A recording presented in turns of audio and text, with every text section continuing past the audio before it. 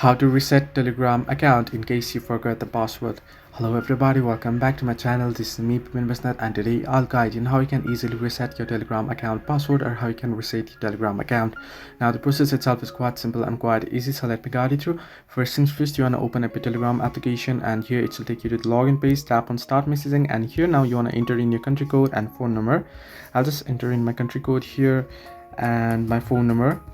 Once you enter in your country code and phone number, tap on next. Now make sure your number is correct and tap on yes. It'll ask you for password, as you can see here.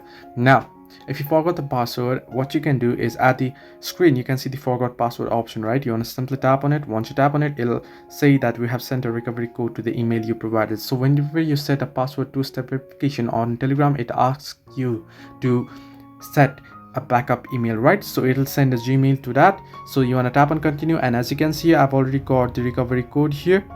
You want to enter in the recovery code here, and it'll ask you to enter new password. If you wish to enter new password, you can enter new password, or you can just skip the process and log into your account.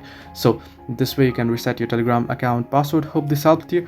Do like and subscribe, and do not forget to leave a comment down below if you have any further issues.